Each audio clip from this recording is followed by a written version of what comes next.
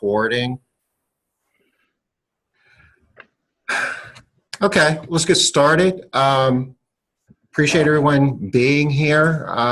My name's Tom Stewart. We've been developing a software package for, honestly, over the last 20 years, and we call it Maid Central, and we're going to share with you a little bit about it today. Joining us today is Matt Ricketts. Matt Ricketts, is a friend, done business with Matt for a long time. He's been using our software here. He's an early adopter and been on the platform for almost a year, I guess. And he's going to be showing us a little bit about how he uses the software. Have Melissa Reed with us as well. And Melissa is new to our staff, but Melissa is going to be taking over the sales and customer support aspects of our software as we go on this journey where we're going to start licensing it to other companies. We're going to be talking about some of the basic functionality of the software. We're going to give you kind of a high-level overview. We're going to share with you our pricing and just some general Q&A and talk about next steps if you want to know more about it.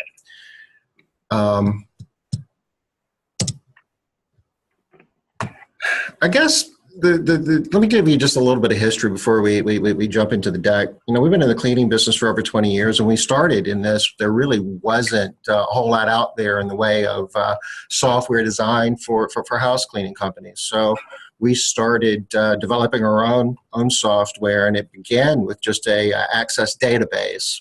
And we had some reports, had some simple scheduling, had the ability to calculate and do payroll based upon commissions, which was really, really useful, saved us a bunch of time. And we started evolving it and building upon it. We moved out of Access into Microsoft SQL, built a Visual Basic front end, did several iterations of that. But about probably 6 years ago now, we decided that we felt that the technology had evolved to the point with mobile devices, GPS, cloud-based services, and all the controls and things that went with that allowed you to do some pretty slick controls and scheduling, that we wanted to build a cloud-based solution. So we started working on that, using all the database structures and all the stuff that we had evolved over the years leading up to that point as our starting point. And we built a piece of software that would allow us to run multiple branches. Where I was going with that is the technology got to the point where we thought that we could leverage it in a way to run multiple branches from one physical location. And we went live with that several years ago, actually, and we've been running it here in Castle Keepers, and we currently are running 5 branches with it. I guess we started licensing it to just a handful of friends and family, if you will, a little over a year ago, Matt being one of those.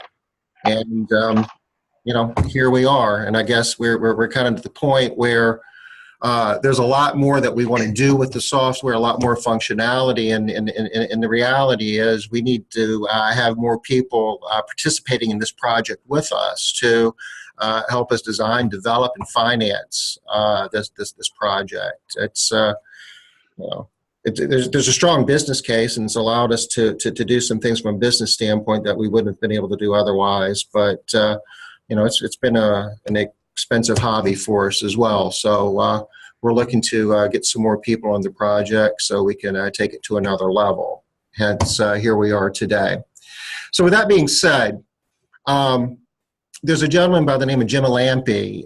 He talks about barriers to growth. We did like a 4-part series back in Cleaning Business Today about him several years ago. He's written several books on it. And he points out that, they're one of the primary areas that companies hit a wall and can't grow anymore is because of the technology they use and the systems they have in place. And typically when you start a business from scratch, you start using what he calls functional software, where you've got Microsoft Office with Word and Excel and stuff like that, and that'll get you so far. But then you migrate to specific pieces of software designed to do specific things, such as QuickBooks or a CRM package. Or if you look at the graphic here, each one of these graphics on this slide represent pieces of functional software that you can use in a small business and a cleaning business to help run your business, such as field management software. That's all your typical suspects that you're using to do your scheduling and dispatching, and there's a number of them out there. Time management software, products like T-Sheets, I guess. Online booking tools. There are several people that sell software that do nothing but quotes and online booking. Software to do text and email, to do payroll, payment processing, CRM packages. You guys are familiar with the various CRM packages, quality management software. And the way that we typically run that is we're in the middle, kind of keeping all of those things synchronized and talking to each other. In some cases, there's some degree of integration, but there's typically a fair to a lot amount of work that you as the end user have to do to make sure all those different systems are talking together and getting the information out of one and getting it to another. Our vision with the software that we were building, and when we started doing again about 6 years ago to make it a cloud-based solution, was to take all those products, all those various pieces of software and functionality and integrate it into one solution designed specifically for house cleaning services. And that's what we've done. So instead of you as the individual being in the middle, keeping all of those various functions talking with each other, Maid Central will do that for you. And there's a lot of benefit to be realized in that, and we want to be talking about that as we get into this discussion a little bit deeper. At a high level, the functionality could be broken down, I guess, into 4 basic sections. You've got an employee portal where your cleaning technicians are able to log into the software and do a lot of things for themselves and participate in the process. All your time tracking, both for how much time they're working for the day, as well as punching in and out of individual jobs, is done through Maid Central. All the work measurement that goes along with that. You're able to measure team efficiency, how much of their day is being spent cleaning homes versus driving from home to home or being in meetings or whatever. They have detailed work instructions, and our quoting tool has a fairly quick way that you can drill down and actually capture all the homes in a house, and you have the ability to create work instructions that have all the rooms in the house. You can create multiple what we call service sets that will allow you to do different scopes of work for different visits for recurring clients and different levels of work, such as general cleaning and deep cleaning and rotational deep cleans. All of that's supported here within that functionality. Your employees are able to log in and manage their time off requests and vacation requests, and if they're out, if they have an excused absence, they have the ability to upload their excuse, so you're not like tracking down pieces of paper and trying to figure out who's going to be at work what day. If they have to be off, they wake up in the morning, their kid's sick, they can't come to work. They log into Maid Central and tell us that they're not going to be able to make it to work today. So when we come in the office, we bring up a screen and we automatically see, who's not going to be here, so we can adjust our schedule without checking text or listening to a bunch of voice messages. They can manage their schedule. They can access their pay history and details. A lot of things that your cleaning technicians can do through the software. On the customer side, customers can log in and they can set all kinds of communication preferences and things that they want and don't want with their cleaning. There's online booking component to that. They can update all their payment information, their contact information.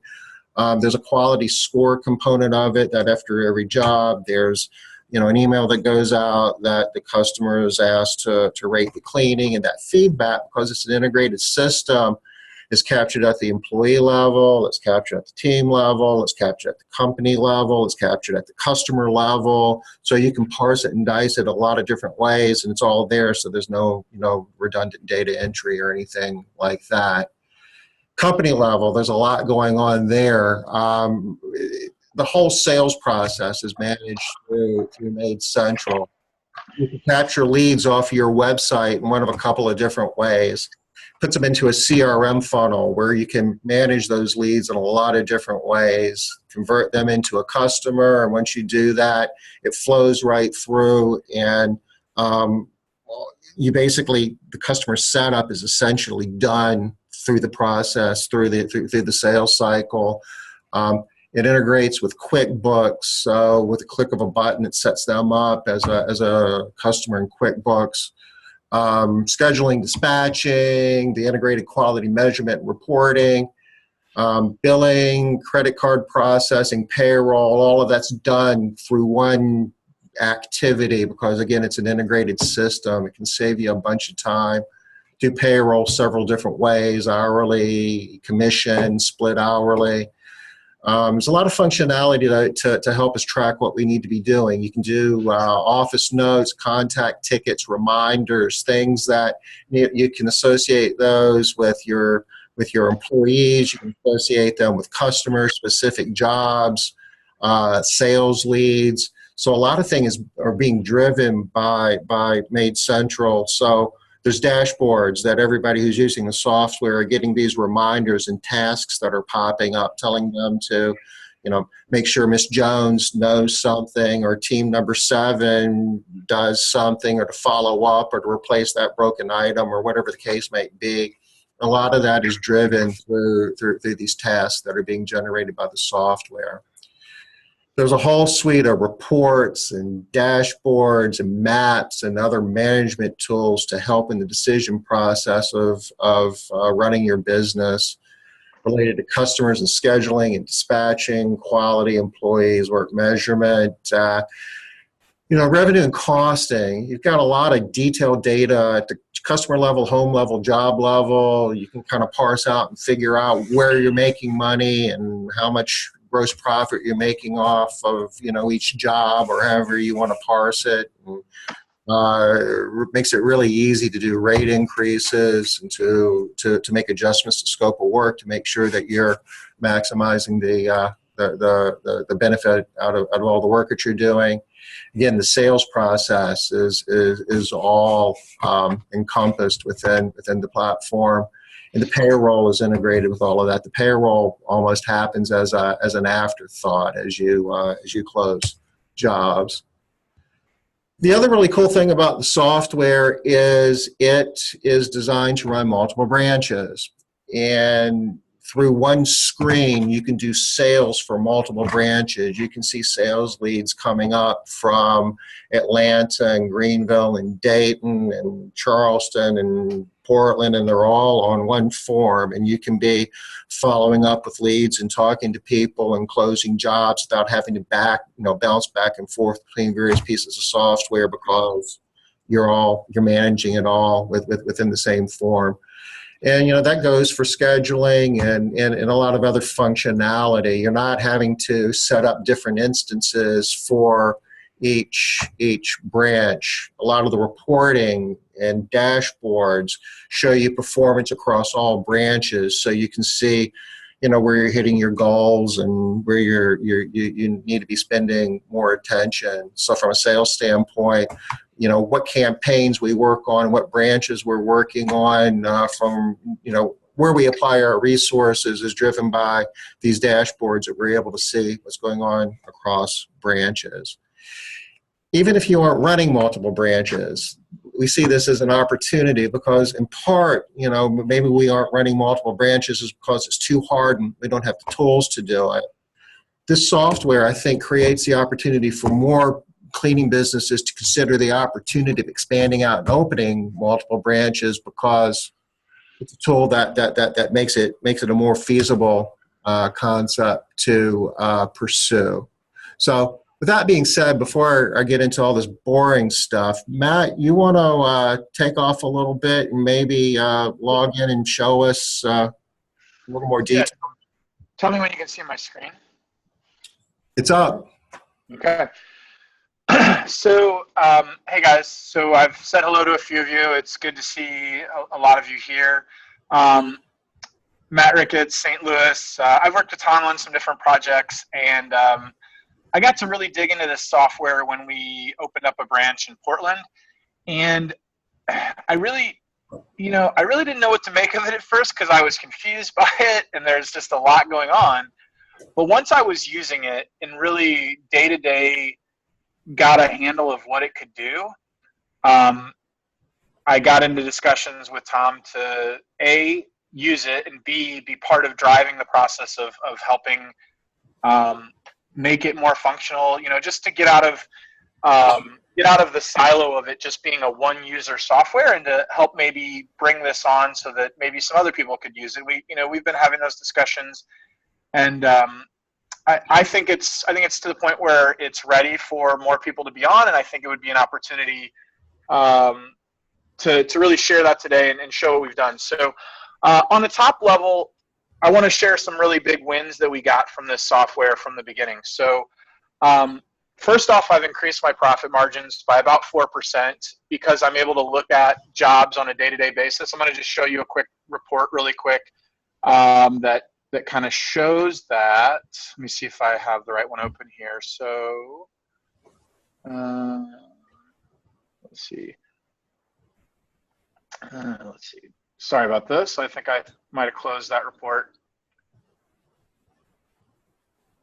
All right. So the software has a ton of reporting and really lets you get into the details.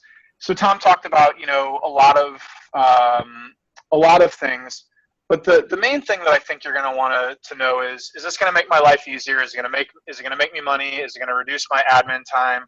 And so here's the quick answers. So right off the bat, I was able to save about 30 hours of admin time running this software. So first off, depends on your software, but my previous software, we would spend about 2 hours a day in billing and admin activities related to closing out jobs, things like that. All that's pretty much automatic in Maid Central. We can look at that a little bit. But the billing happens, and it's all batch billed. You can invoice people either once a month, which if you have some commercial accounts, that's really helpful, or you can bill all the jobs for a day, all in one click. All the credit cards are auto processed, so that saved us a ton of time. But real quick, I was able to look at my jobs from a top level and see what's profitable. So this is a quick report that I run pretty regularly. And I look at every single client, especially when we're looking at price increases or things like that, and trying to determine whether or not they are, priced appropriately. So these first ones are all commercial. Let me get into some house cleaning ones over here. So you can see a lot of details as far as when their rate went, what they're currently paying, things like that, what their frequency is. But really the bottom line is I want to know how much we're making per hour at that job, and if we're billed appropriately. And so I've really been focusing more and more on profitability. And then you see a job like this where we're only making $21.54 per hour at this job, and then you can really dive into what is going on here with this client. And so this would be a question that I would bring to my management team, like, why is this house here only bringing us this kind of revenue? So that's one thing. We were able to really dive into the profitability of things. Every single day, we're saving also a lot of time in getting our people out the door. So this is the dispatch screen right off the bat. So this is my Friday here. We have gone to a kind of mixed model where we're running some teams, and looks like we're going to be running 14 teams on Friday.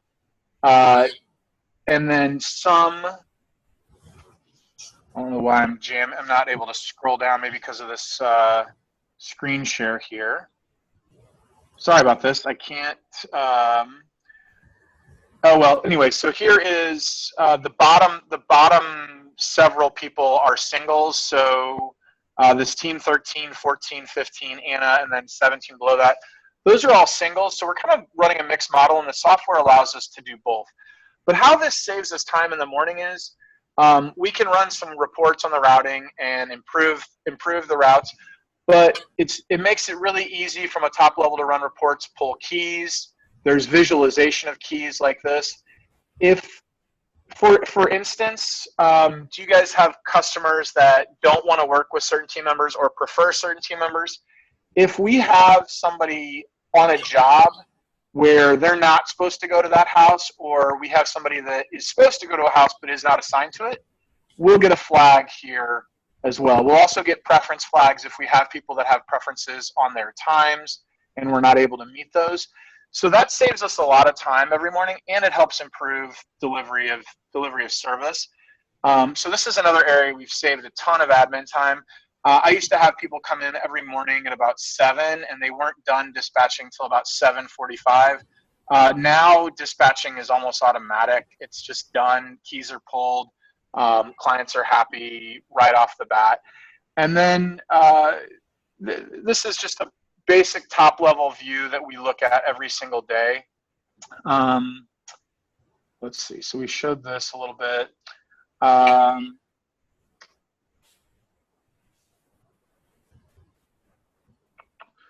lot of reporting you can do on basically, doing planning. So this is a revenue production planning. It doesn't show discounts, so you have to kind of account for that. And there's another report that'll show you this, the revenue at discounts. But you can kind of top level see, are your days full, where there's some schedule availability. But these are some of the bigger top level reports. What I really liked was from the beginning was all my employees are here. This is where they clock in and clock out every single day.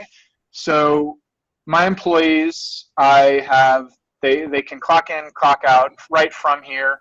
And then from some of that data from the employees, I can actually rank them. I have reports.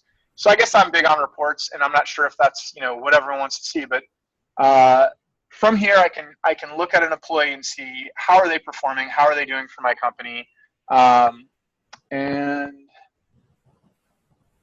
so this is a report that I look at pretty regularly. You can also monitor employee turnover right from this system as well and see where your employee turnover is happening. So for an example, for me, 40% of our employee turnover happens within the first 30 days. Knowing that, that's an area we can improve that first 30 days. So this is a report that I really like. So a lot of us don't really know how our employees are performing on a day-to-day basis. So we don't have a way to really rank them. So this system ranks them based on their, first off, this is their a score that's assigned to them based on their attendance. So we are able to bonus them based on their attendance. We bonus people that have over 96% attendance. We give them 2 extra hours of PTO. Right now, we're not having a great attendance month. So you can see, we've got a lot of people falling below a line that we, basically when they go red, we've got an issue that we need to address with them as far as attendance goes, and I've got a lot of people in red this month. And then in addition, all of their surveys are here as well. So you can see who's performing well and who's not. So for our company, 92% is the goal. And as a company, we're hitting that, but that's because you've got a lot of people performing highly, and then you've got some people that are, average in the 80s, 88s. So, we can see we have some work to do here on performance, on feedback. And so this is, again, a quick tool on this. The other thing that we really look at is efficiency and how they are performing as far as making us money, right? Like, how are they doing day in and day out on earning the company money? So the payroll reports from this, let me see if I can find it really quick. Thought I had one open, I'm sorry. Let's see. So company payroll summary. So what I like to look at too is are they efficient, right? So I'd love to again work with Tom to move that right onto that one report, and I think that's, we would just have to come up with a consensus of that. But the thing is, this is all based on my numbers, things that I put into the system that I think are important. So you can create some flexibility as to what's important to you, how you're judging things, what your targets are. While it was built a certain way, there's a lot of flexibility in the system on how you pay. So we are kind of a mixed commission model. So I'll just show you an example here. So Kayla Beal here. All of my employees are guaranteed $12 an hour. That's a guarantee. So if they fall below $12 an hour, we pay them supplemental pay, and that is a red flag. So for us, when someone is in red, right, that means that they're not hitting the efficiency that we want. And so they're getting supplemental pay to make up for not hitting the efficiency that they need to hit. And, you know, our goal is for everyone to be earning over $12 an hour with their commission. And if they're not, then we need to coach them up. So you can kind of really see some of this in real time with a commission structure that, for us, I mean, some people don't want to guarantee any kind of way. And you could set this at minimum wage. You could set it at any number. For us, it's $12 an hour because that is kind of competitive in St. Louis with wage inflation. But if your market doesn't dictate that kind of wage, or if it needs to be higher, you could set your minimum higher, set your percentages as far as your commission structures, however you want, and then track this on your payroll reporting. But this would have been impossible to do with our old software.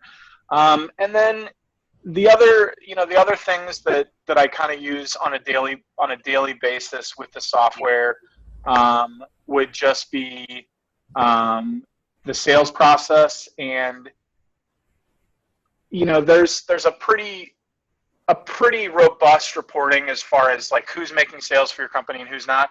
And there's a lot of automation that's been built to have your salespeople follow up with the leads, and we're improving that every single day. So I'm going into beta right now with the automations. So we're going to be able to create email automations. Tom, we don't have the ability to do text automations yet, but we are going just with email, right? The first round here. Correct. Okay. So we're finishing up the email automations. So right now, like when somebody needs contacted, it creates an automation to tell you to do it. So we have a workflow where we are shooting this person a call or a text based on that it tells us they need follow-up, whether it's been a lead or a quote, if we've reached a certain number of contacts that we've created. But that's going to a automation system here quickly. And the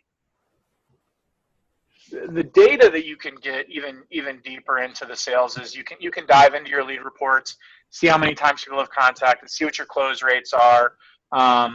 Really, you can, if you're using the software properly, you can see who your best salespeople are, who's really generating you money, and who's not. So, you know, on a weekly level, you can dive right in. This is my online booking is broken through my own fault today. We're doing an update on our site. We kind of broke some stuff. So we're not getting a lot of leads today, and our online booking is off. So I'm just going to look at it from the month level here. And I'd say we're having an off month. And I can show you that just right from this page. You can see this week we've lost 2 clients from our total, but we've lost $178 in weekly revenue. For the month, we're down -8. So you can look on the top level right from your sales. So while we've sold 30 recurring, we have lost 38. So we have some work to do on what's going on here. But I can look at that from a top level and see, okay, we've got some issues. And right here, built into the software, I can tell you why. I mean, our survey percent should be 92% or higher, and we're at 89.37 as a company for the month, 43% response rate. So our response rate's good. We're getting people to fill out the surveys. They're just not as happy as we'd like them to be. I can dig in and see all the people we've sold, all the people we've lost, all the one-time sales. I can look at how many leads, how many quotes, how many sales recurring, what our lead to quote rates are, lead to sales for recurring. And that's off a little bit this month. We'd like to be closer to 11 or 12%. We're only at 8. So we're off a little bit on our numbers this month, and I can look at that, and I need to dig into that a little bit. I haven't put in all my referral sources yet, but you could dig into all your referral sources, and I can look at my people and see who are making sales and who are not. So I can see, you know, Aries made 18 sales. I'm not sure why her numbers are kind of goofy like that at 191%. And Katie, something's off here, but it looks like it's right across the board at the bottom. So quote to sales, things like that. I can see who my top performing salespeople are right from the dashboard. And this probably has to do with the fact that our system is a little goofy on the website. And we've been putting a lot of leads in to test things, and probably that's kind of goofing up the numbers. But those are kind of some big level data points. Some other things that we're excited about are, the fact when we didn't have the system before, reminders, we would have to, do that, kind of manually kick that off every day. All that happens automatically in the background. You can do text, phone, email. But what I want to do now is probably just open it up to questions. I think it would be probably more beneficial than me just kind of flipping through things. And if anyone has any questions really quick, I think this would be a good time. So how do we want to moderate that? Melissa, do you want to look for people that have their hands raised and bring them on, or Tom? I can just try to unmute everyone and see how that works. And if it doesn't work, we'll come up with a plan B. All right, let's do that. Everybody's unmuted. Yeah, I have a question, Matt. Yeah. Chris here. This actually might be a question for Tom, but the way the commission is calculated and the percentages and all that, does it handle job ticket hour or only straight commission? Job ticket hour or straight commission, Tom? Like that's so job ticket hours, you're setting the value of the job. Is that right? I believe so. Honestly, I don't even know if that's the right title because I don't use it, but I think that's the nomenclature people use. So when I think of job ticket hour, I'm like, it's a $100 job and I'm assigning $40 of pay to that job. That's typically what that would be, right? The way it's designed is there's 3 different ways that we do payroll. It just goes straight hourly, where it pays an hourly wage for the time at 12 o'clock. We do a split hourly pay where you can have a 2-tiered hourly pay where you're making typically a lower rate when you're like driving between homes or in the office, and you're making a higher rate when you're punched into a job.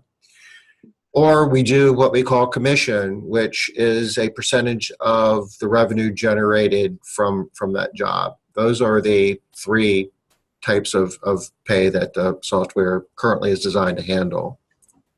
Got it. Okay, thank you.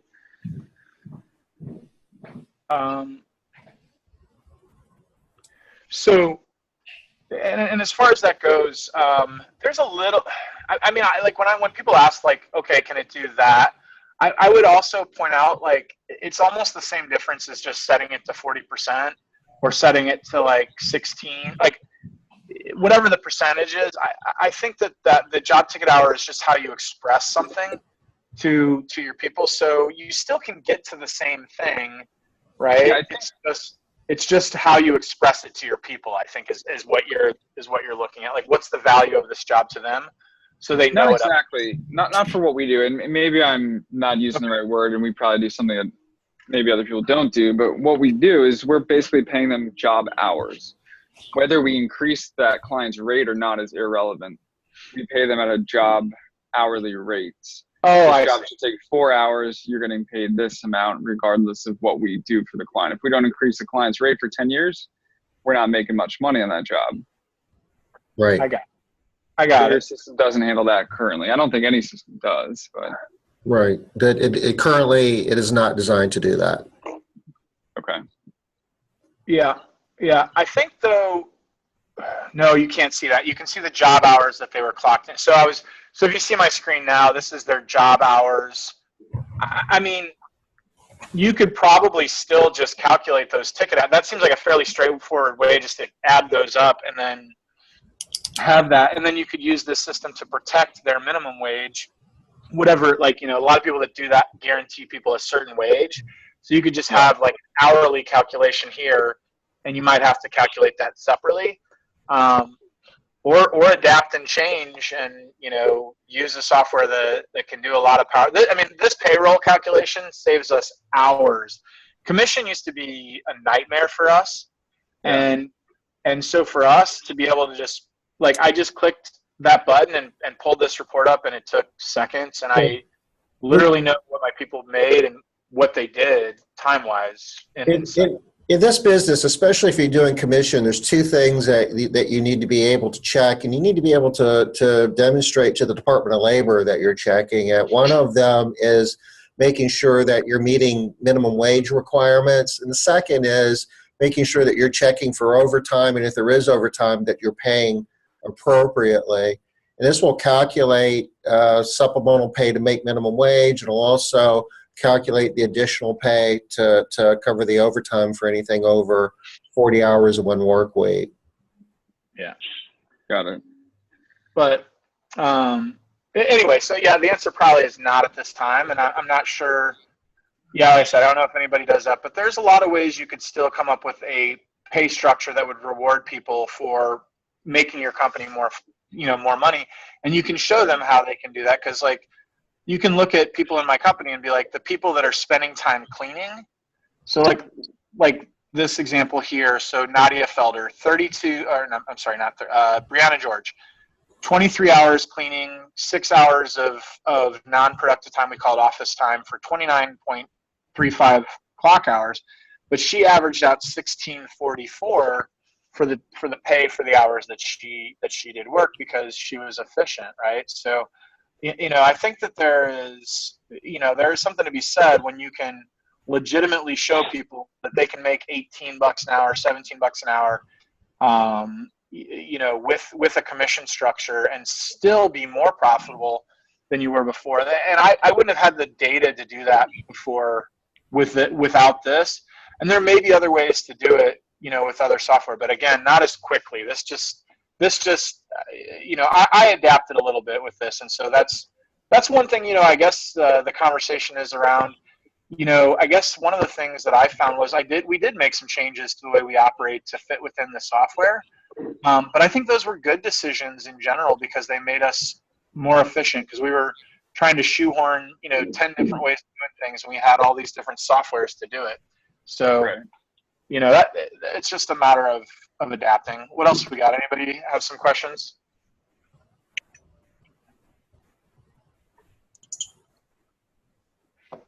Well, if no one else wants to jump in, I've got lots. Okay. For the scheduling, can you show me the scheduling, how it's done? I guess you showed that one report or dashboard, I guess it would be called. Can you go back to that? Yeah, so this is just the job schedule. It's just a visual dashboard of like what's going on any given day, basically, right? So you've got some different keys and things like that for it. This is not typically how you would schedule. Okay. And I'm not the smoothest at scheduling because again, we all do different things in our businesses. But like, let's say that if we were wanting to schedule somebody, the system does it on a couple different ways. When you're going through the quotes, you can search for jobs that are close to the job that you are trying to schedule, and set different rings. And it'll only show you those houses on those rings if you have revenue available. So like, let me show you something that what it does is, so you set in your quote settings like how much revenue you want to do per day. And so when you're doing a sale, it has to meet two parameters when you're getting to the sale. And the sales process is I'll open up in a second, but I'll show you the availability first. So you set your availability based on different days. And I think this is a cool thing. So you can set blackout days based on, these are my goal sales, Mondays, Tuesdays, Wednesdays, Thursdays, Fridays. And that doesn't account for any commercial sales. So this number here is only for, and none of the commercial numbers are on this for whatever reason. So that might be, but I guess that's because you don't really sell commercial in the same way as you sell your residential. So for my commercial, my goals per day are 8,000, 7,400, 8,700.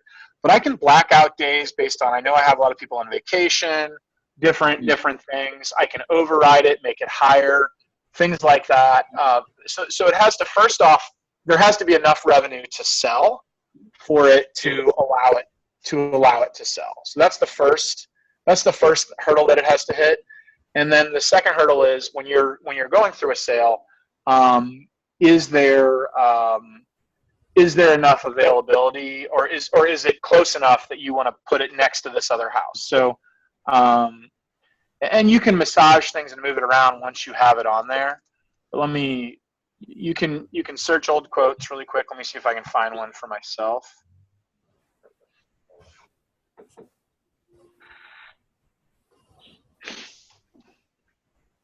So I don't have one for me. They must have closed it out. I don't want to mess with a live quote that my people are working on, but let me see if I can find one for like one of my managers or something like that. No. All right, let's just go back. We'll look at one of the live quotes. We just can't put it. I can't move it to the schedule, obviously.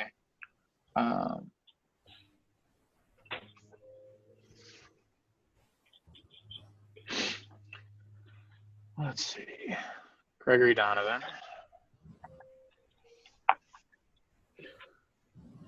So it kind of tells you where you are on the stage, like needs contacted. If we were gonna mark him contacted today as a contact, so he's just a lead at this point. He has not done anything else. I can see all the emails he's ever gotten, things like that, over here, even as a lead. Does that have to go through Maid Central to see the email there? Yeah, you could put a note on if you sent it through your other system, but those are the automated ones that he's gotten through getting a quote online or whatnot. So those are the automated ones that he has gotten. If I mark him contacted, it'll ask me to put a note on it. So if you contacted him a different way, you could paste the body in there and it would put it over there. It'll remind you when do you want to contact him again if you want to.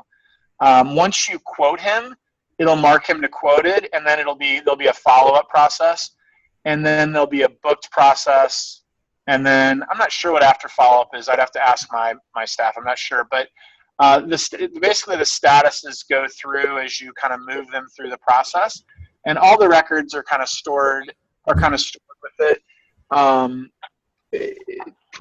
Pretty smooth process for sales as far as I'm concerned, and really allows you to have some pretty good data on them as you go through, having their quote data, knowing what you've quoted them. You can customize what they get in their quotes, things like that. You can customize your pricing to the minute of how long you really want them to be in your home. The quoting is incredible because it's based on work loading, and if you know your numbers, you can create incredibly detailed quotes based on how many bedrooms. Tom goes a little deeper with the quoting than I do. We have it set up to be like the rooms that we consider like these rooms are always in a quote, right? Like kitchen. Quoting. Are you talking about online or on the phone or both? Both, because it's very similar. But we do simplified pricing, whether it's online or over the phone. Tom gets in and gets every single room, things like that, because he does some rotational cleaning, things like that we do. But it's very flexible in how you execute it. You can do things like us and keep it simple, but basically we figure a master bedroom is 15 minutes. So that's all the pricing is based on this stuff, and then you can set what are the rooms that are always included, what rooms are extras. So these rooms that are, I'd have to go through, there's another level of settings to show you, but like a laundry room takes 9 minutes, stairs 6 minutes, hallways, 6 minutes, things like that. And basically you can just dial it in to the minute. And then this, let's see, availability, that's where the availability was. But as far as continue, what was the actual, like, what did you want to see in the quoting? I'm sorry, I got sidetracked. It was about the scheduling, actually. How do you go about scheduling client? You were talking about the revenue, if it's allowed in a day, and then also if it's proximity to another client. So that might be better on a demo because I'm working with live data here, and I can't click on it. I can't do it without pissing off my people and messing up a quote because I couldn't. We're kind of getting to the point where we're going to be pressing up against an hour here. Yeah. But, we can do other calls, or we'd be glad to do, some one-on-one, stuff as well. But generally, so let me just kind of, I can't visualize it because I can't click on that stuff because I didn't have a demo lead made. But the general gist is when you get to the point where you are getting ready to schedule them, when you're picking a time to schedule it, you can set how far away from another job you want it to be, and it'll give you a list of jobs that are close by, and you can just one click put it on that day, and then you can go to that day and look at it and massage. You have to massage things a little bit. One thing we could show real quick, if you go back to the job scheduler. And I mean, there's a lot of different connotations and definitions of scheduling. And a lot of times you're like in dispatch mode, you're making adjustments throughout the day. You can take those jobs and just drag and drop is one thing that you can do right from within this tool. Yeah. So you can just keep it really simple and just be like, I just want to put them on this day, and that's going to be good enough. So if you put it on, you just want to drop it anywhere, you have this little not scheduled line up here. And if you get a bunch of online bookings, things like that, this is kind of where online bookings go because it's just basing it on revenue and then their preference morning or afternoon. So they'll end up on this line. It'll build more not scheduled lines if not. So with the online tool, it's only basing it on revenue, and then you can drag and drop and move, like you would normally do with. If you would, Matt, take a double click on a job. Just pick one and double click. Okay.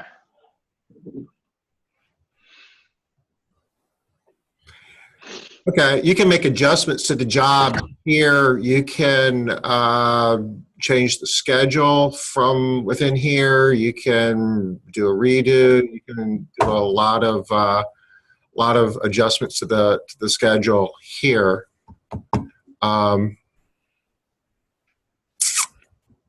So as something that happens, like let's say you have a snow day, right? And you have you just need to move somebody, right? So this is a great place this is where we would go and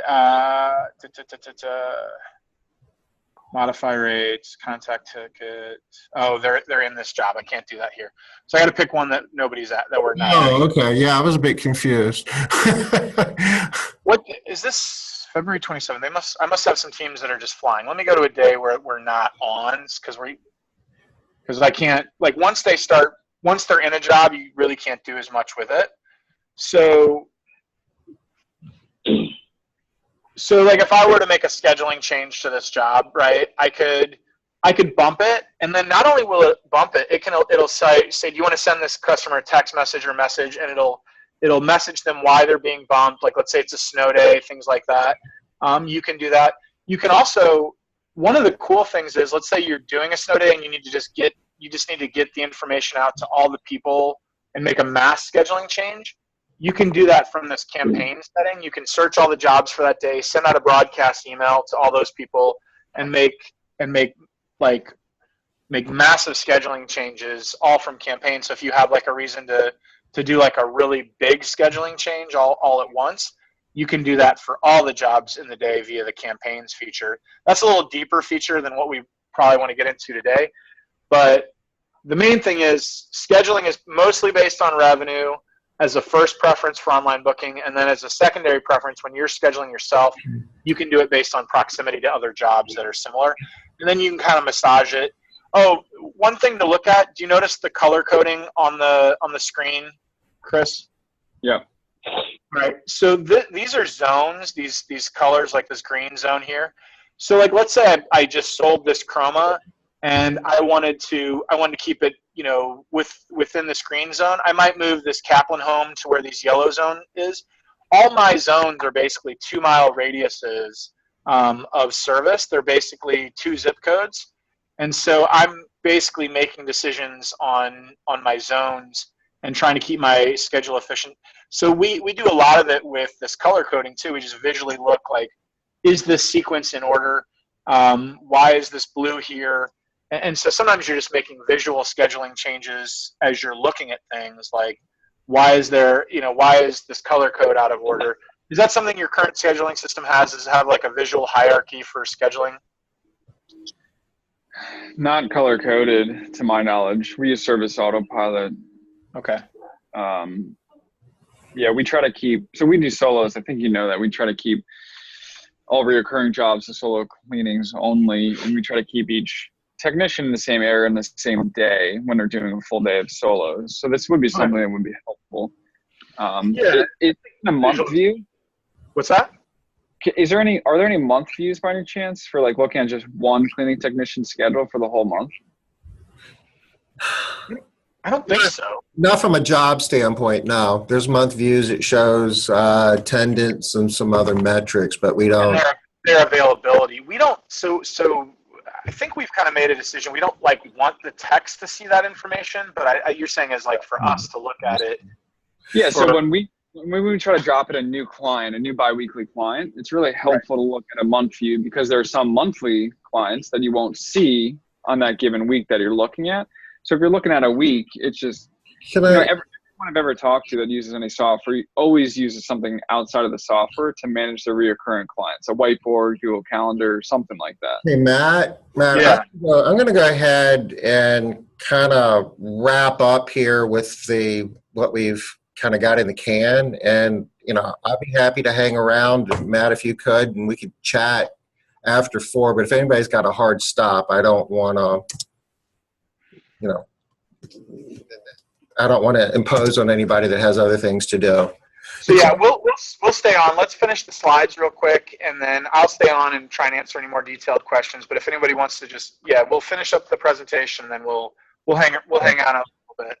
So the question is, what does it cost to use the platform? And you want to take over the share so you can see the slides again? Yeah, am I? Yeah, you got it. I'm sorry. You guys got it? Okay, cool. Basically, we got a pricing structure that's based upon the number of branches you're running and the number of jobs you do on a monthly basis. So we're not selling functionality a la carte. What you get for this is every piece of functionality we have and the functionality that we develop, as we move forward. It's $250 a branch, and on a per job basis, you pay $2 a job for your first 100 jobs. It's $1 a job for the next 400 jobs, and everything over 500 jobs at 75 cents. We've got a little calculator here that kind of shows what that looks like. Just a simple spreadsheet. So, like if you're doing 100 jobs, it's the basic, $250 for one branch, 100 jobs, and $2 for those 100 jobs, $450 in total. If you take it up to, say 600 jobs, then, it's $200 for the first 100 jobs. It's, $1 for the next 400 jobs, or $400. And the last 100 jobs is at 75 cents plus the $250 per branch. It's that. If you added a second branch, it would, go up accordingly. But the jobs are aggregated for all of the branches. So if you're running 2-3 branches, you add the jobs up for all of those branches to plug into to this, job number here. So you look at that, and I've talked to some folks, and it's more expensive than a lot of the other options out there, and I certainly get that, but there's more functionality. There's more that you're getting from this. So the way that we look at this is, if you really want to look at the true cost, you need to look at the context of what savings you're going to realize and what additional revenue you're going to realize. And if these numbers work for you, then it could be a good fit. If not, then maybe it isn't. But this replaces your current field service software, the stuff that you currently use to do your scheduling. It replaces any time clock software like T-Sheets and so forth. It replaces your CRM software. It's got its own quality management functionality that can replace software. It's got its own quoting, online booking, which, there's people who sell software that just do that. Matt was speaking to the backroom savings, the administrative labor savings, and that's material. If you're running an operation where you're doing, a fair amount of jobs each day. There's real savings to be realized there. We're combining the payroll, invoice, and credit card processing. We're combining the lead capture, quoting, sales, and client setup process. We're combining time clock, time and attendance, quality scores, and the employee portal. All of those are examples of where we're creating admin savings and more efficiency. Single screen to manage multiple branches. You got dashboards that help you from a decision support perspective. The work measurement and the costing that allows you to dial your rates in and make sure that you're charging what you need to be charging for all of your customers. And really, that adds up to getting a better return on your people, on your human capital. What it really comes down to is you need to maximize the revenue you're getting out of all of your people. Just the opportunity to open multiple branches through this software is another revenue generating opportunity. So if you take all of that potential savings and additional revenue and subtract from that your cost for Maid Central, I would argue if there's a positive number there, then it's actually saving you rather than costing you. If it's not a positive number, then maybe it doesn't make sense. I want to give some specifics, Tom. So for me, when I came over, I was using so just rough number, I'm between $1,100 and $1,200 a month with the software. So before I was spending about $650 with my previous software for my field service software. That was just one piece. An additional $200 for my time and attendance piece. So that was one thing. Survey software, that was another piece. The other thing that I'm getting ready to replace is my CRM at $299 a month. So that's not a done deal. We're still working out the kinks on that, but that's going to be another $300 a month. Texting software, we didn't even really dig into the fact that we're building this as a communication portal for all of your text communications with your clients, and I know a lot of other softwares are adding that. We felt that was something that needs to happen this year, and it already does one-way texting. We're bringing the two-way texting into the software, so that's another $125. But the real savings to me was, so here's the big ones that I don't think that I even really got into was, I'm running my company with 32 techs. I'm doing $160,000 to $180,000 a month with 8 less techs than I used to have, because I can schedule more efficiently, and my techs are more invested in a system that allows them to make more money. I have 4 less cars on the road because I'm able to build my schedules more efficiently, and I'm able to run some singles where it makes sense, like Chris is doing and some other people are doing. So the savings for me are well above the software, and I already talked about admin savings of 30 hours for just the payroll, not including dispatch. So it was a no-brainer for me at my size. If you're a smaller company, some of this stuff isn't going to add up as quickly, but it's going to be. Those are just some points that I wanted to make about the cost, because I had the same. I fought Tom on the cost for a long time too, and then I just finally went with it, and I realized a ton of those savings. I mean, those are conversations we had. Me and Tom went back and forth on the cost structure for quite a while. And to be clear, what we're doing is there's a lot more development we need to do, and we need more people to partner with us and be part of this project to give us the resources to do it. There's, it would be another call if we talked about the big plan moving forward, but we're just getting started here. We believe that there's a big competitive advantage, not just for us, but for the people that work for us and the people that we provide service to, if we can use technology to run a better operation. And that's really what this project's about. So, with that being said, I think that we're pretty much to the end of our formal, presentation. I'd like for Melissa to have an opportunity to say hey and talk about next steps. Thanks. So obviously we just scratched the surface of what this tool can do and how powerful it is. If you are interested in knowing more about it, I am a resource for you. I I can kind of take a deeper look into how you're currently running and kind of make some parallels with how the software can help you. We can also do some demos on some specific things that you're interested in. We also have an onboarding process, so we're not just kind of selling it and forgetting it. There is a process to help you get up and running, get those settings to where they need to be, get your goals to where they need to be. We'll ensure like all of that is what needs to be before you actually transfer over, go live. There's a lot of hand-holding, I guess, in the beginning. Probably 30 to 60 days is a typical, onboarding process. But that's because there's a lot to go over. And then the other thing is, if you're listening to this and you're like, well, maybe I'm not ready for this right now, but I know of somebody who would definitely, find value in this, please let me know. I'd love to reach out to them and talk to them as well. But you guys are a pretty tight-knit group, and I appreciate the chance to talk to you guys today and introduce myself. Oh.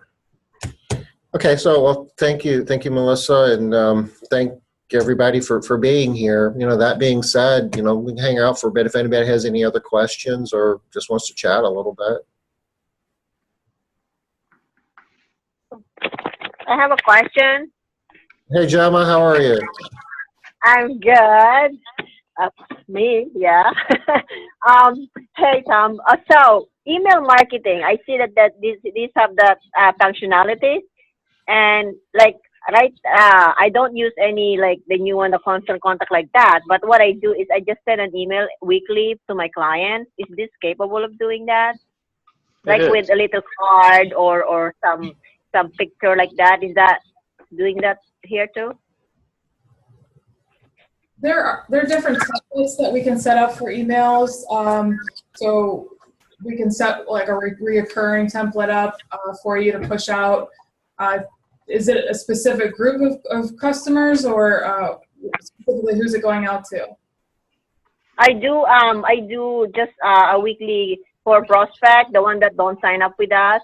I send them an email weekly, to remind them that, hey, we're still here, just letting you know, or I will have some, if we have some promo going on, I send that to them. I have to do it manually every week.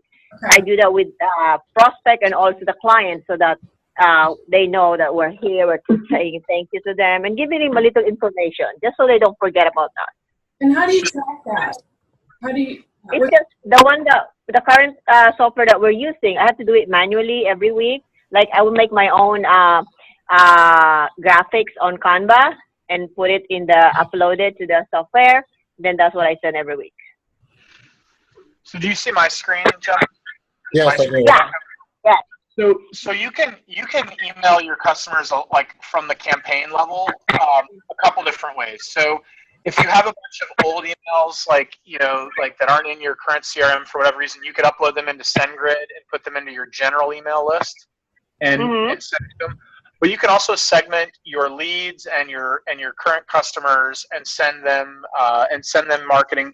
So I just created a list of all my clients that have had at least one job since November 29th to today. What I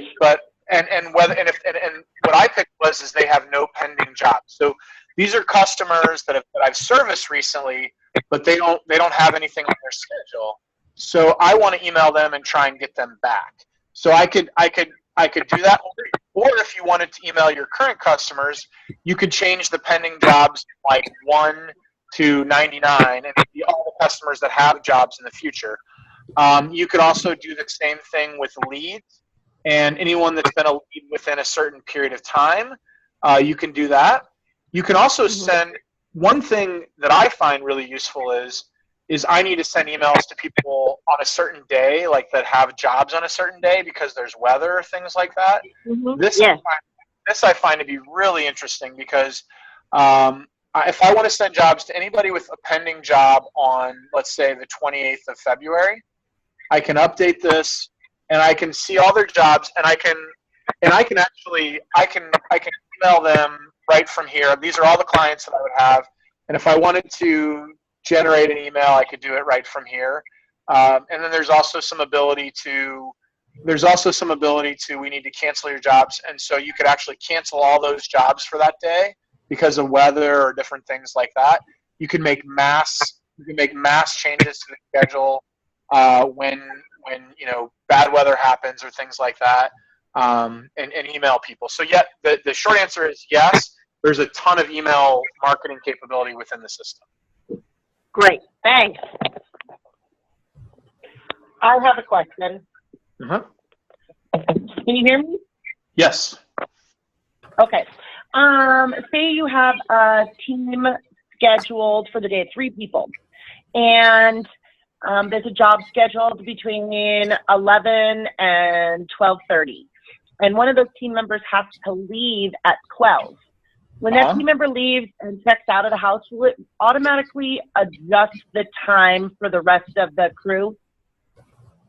No, not in our current build. Okay.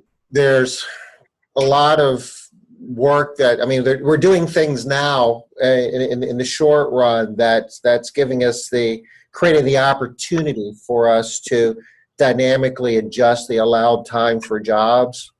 But that's not currently there yet. It's on the timeline, but so what does happen though is that it does, so when that team member clocks out, you're still tracking the exact amount of labor hours that were scheduled into that job. So let's say you have a job that is scheduled for 3 labor hours, or let's say it's a deep clean, like, because your example with 3 people for me would be, I only send 3 people if it's like a deep clean. So let's say it's a $400 job and that person leaves 1 hour into it. When you go to your payroll report, you'll have the exact job costing of how many labor hours went into that job, and so it'll be very precise as to what you put in. And then if you only bill on the time that your people were there, you can actually make a precise adjustment on it. But it doesn't adjust it on the fly so your people can see that. They need to basically think that through a little bit. And if you on a management level, it wouldn't give them that detail yet. And the goal is something similar to that, but I'm not sure about on those on the fly adjustments like that, if that's the process or not that we were thinking. Is that, Tom, would it work on the fly like that? Off the top of my head, I guess there's a lot of details into that answer. It depends upon a number of factors and what the outcome you're looking for. But as a rule, if you got like 3 people on the team, one of them leaves in the middle of the job. I mean, from a time capture standpoint, we got it, but it's not going to automatically say, okay, well, the clock in time on that job is going to now go from 2 o'clock to 2:30, and the length of the bar on the job schedule is not going to automatically change. I mean, that function.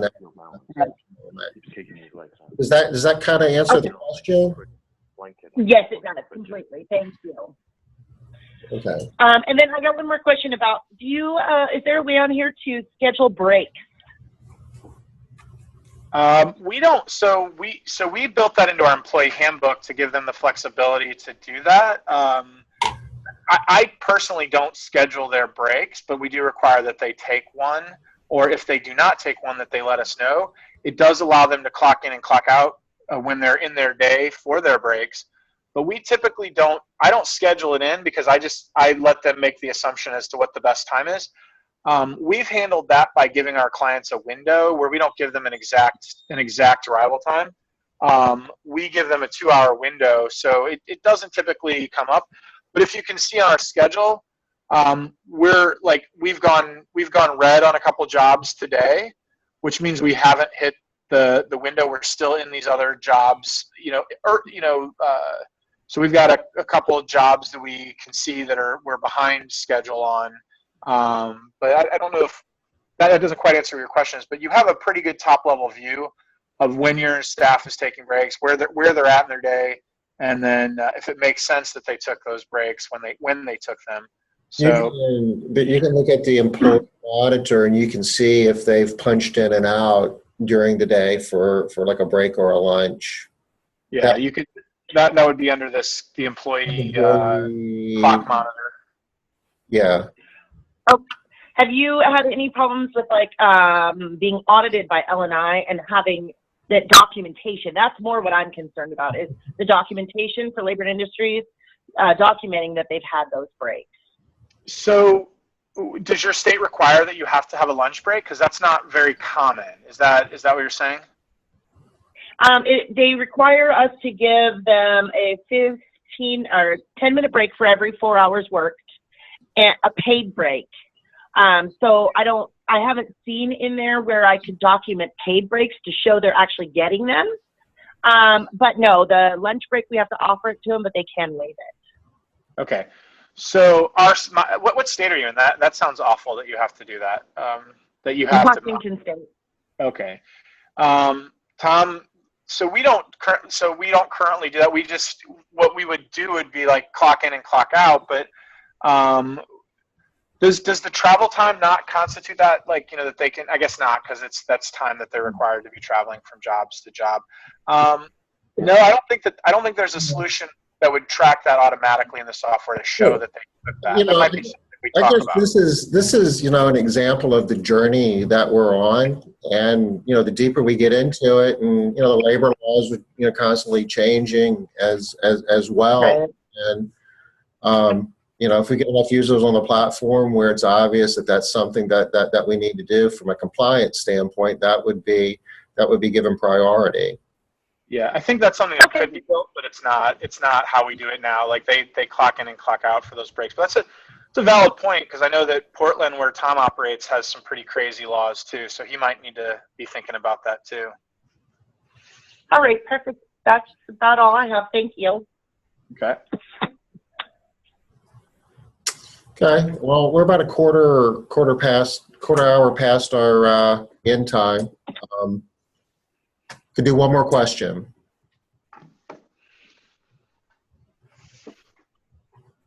Okay. All right.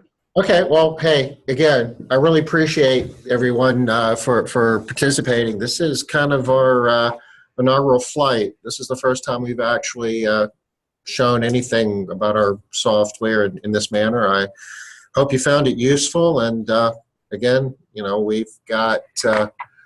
Let me put Melissa's information back up here if anybody wants to more information. Did I just do that? Oh, you know what? Let me stop share, and then you've got it. Go ahead. You got it now? Yeah, I think. Okay. I'm still not sharing yet, am I? I don't see it on my end. Nope, too many moving parts. Hang with me. I'm getting there. There's only one more button left. Here we go. Bang. Melissa.reed@maidcentral.com. You guys know where I am too. Hit me up on Facebook, send me an email, whatever. I can make the connection. Hey, again, thanks. Hope to talk to you soon. Thank you. Thank you. Bye. Bye.